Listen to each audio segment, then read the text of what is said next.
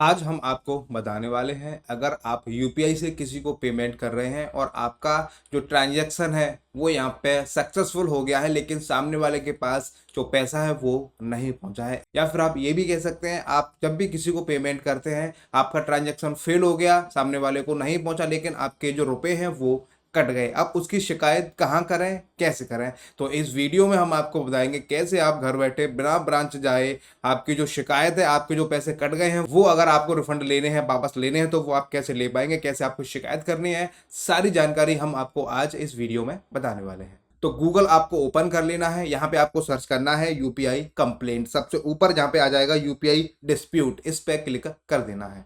फिर यहाँ पे आपको एक जो वेबसाइट है यूपीआई की वहाँ पर आपको ले जाया जाएगा। यहाँ पे इसको आप जूम कर लीजिए, यहाँ पे लिखा हुआ है कंप्लेंट, यहाँ पे ट्रांजैक्शन सामने प्लस लिखा हुआ है, इस पे क्लिक कर दीजिए।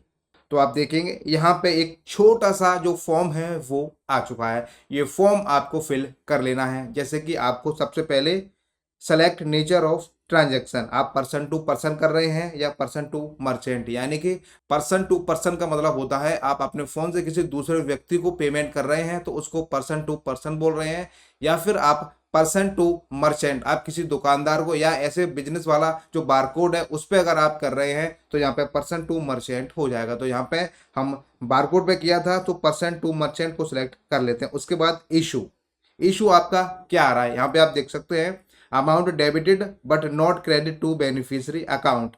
तो यही है सबसे मेन, क्योंकि हमारा जो अमाउंट है वो कट चुका है लेकिन सामने वाले के पास नहीं पहुंचा है। इसके अलावा भी कई सारे ऑप्शन है, जैसे कि ट्रांजैक्शन फेल हो गया है बट अमाउंट डेबिटेड, इसको भी आप कर सकते हैं। Incorrect transfer to another account, यहाँ पर यह भी ऑप्शन है, अगर आपको किसी गलत अकाउंट में पैसे चले जाते हैं तो उसको भी आप रिफंड करा सकते हैं। अब यहाँ पे transaction time out what amount debited in account, कभी कभी क्या होता है पैसा हमारे अकाउंट से कट जाता है लेकिन टाइम आउट चलता रहता है, वहां पर भी ट्रांजैक्शन फेल हो जाती है। उसके अलावा अगर कोई फ्रॉड हुआ है किसी तरीके का तो वो भी आप यहाँ पे कर सकते हैं। ट्रांजैक्शन पेंडिंग दिखा रहा हो तो वो भी आप डाल सकते हैं। Transaction not permitted, transaction decline, या फिर थ्रेश होल्ड एक्सीडेड। तो यहाँ पे हम क्या करते हैं, आप ऊपर वाला भी ऑप्शन सेलेक्ट कर सकते हैं, या फिर आप क्या कर सकते हैं transaction fail but amount debited, दूसरा वाला भी यहाँ पे सेलेक्ट कर सकते हैं। तो हम यहाँ पे पहले वाले को सेट करते हैं। उसके बाद कमेंट, यहाँ पे आपको जो भी लिखना है वो आप लिख सकते हैं कि हम ऐसे पेमेंट कर रहे थे और हमारा जो पेमेंट है वो फेल हो गया। उसके बाद सामने यहाँ पे आपको दिख रहा है ट्रांजैक्शन आईडी, यहाँ पे आपको ट्रांजैक्शन आईडी लिख देनी है। उसके बाद यहाँ पे आता है बैंक, कौन सा बैंक है, ठीक है, आपका जो बैंक खाता है वो कौन से बैंक में है। तो यहाँ पे आपको अपना जो बैंक है वो देख लेना है कि आपका बैंक आ रहा है या नहीं आ रहा। तो हम यहाँ पे जो हमारा बैंक ऑफ बड़ौदा था उसको हम सेलेक्ट कर लेते हैं। उसके बाद रुपीस, आपके कितने रुपए कटे हैं वो रुपए आपको सामने यहाँ पर डाल देने हैं, जो भी आपके कटे हों।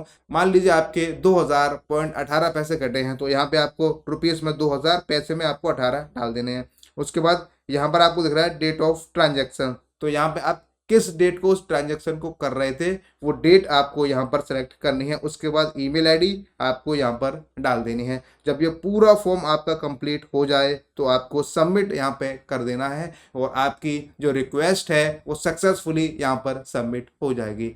2 से 3 दिन के अंदर अंदर आपके पास यहाँ पर मेल आ जाएगा, आपके पास रिवर्ट आ जाएगा और आपसे जो भी इंफॉर्मेशन उसके बाद पूछी जाएगी वो आपको बता देनी है। वैसे बहुत ही कम केस में आपसे कुछ भी पूछा जाएगा क्योंकि सारे इंफॉर्मेशन आपने यहाँ पर दे दी है। बाकी जो भी वो आपसे मांगेंगे वो आपने यहाँ पे पहले से ही प्रोवाइड करा दिया है, तो ऐसी कोई भी प्रॉब्लम आपको नहीं होगी।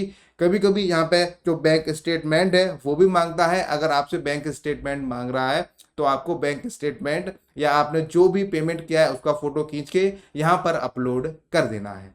तो आपने देखा, अगर आपका भी यूपीआई से कोई पैसा कट गया है और आपको उसको रिफंड मंगाना है तो वो आप कैसे मंगा सकते हैं, कैसे आप उसकी शिकायत कर सकते हैं, सारी जानकारी हमने आपको दे दी है। बात पैसे की नहीं है, बात है कि पैसा कटा तो वो वापस क्यों नहीं आया। हो सकता है 10 रुपए कटे तो कोई दिक्कत नहीं है, अगर वहीं 10,000 रुपए होंगे तो आपको दिक्कत हो सकती है। इसी वजह से हमने आपको ये सारा प्रोसेस बताया है कैसे आप यूपीआई से जो आपके पैसे कट गए हैं उसको आप वापस मंगा सकते हैं। वीडियो देखने के बाद अगर आपको कुछ समझ में नहीं आया हो, आपका कोई डाउट हो, आपको कुछ पूछना है, आपको कैसी भी कोई भी समस्या हो तो आप हमसे कमेंट करके पूछ सकते हैं। आप हमारी इस वीडियो को किस राज्य से, किस जिले से, किस शहर से, किस गांव से, यूट्यूब पे, इंस्टाग्राम पे, फेसबुक पे, जिस भी सोशल मीडिया प्लेटफॉर्म या जहां से भी देख रहे हो, आप हमें ज़रूर बताइएगा। चैनल पे अगर आप नए हैं और आप हमारी वीडियो को पहली बार देख रहे हैं तो आप हमारे चैनल को सब्सक्राइब और फॉलो ज़रूर कीजिएगा। साथ में जो बेल आइकन है उसे भी आप प्रेस कीजिएगा। जब भी हमारी नई वीडियो आएगी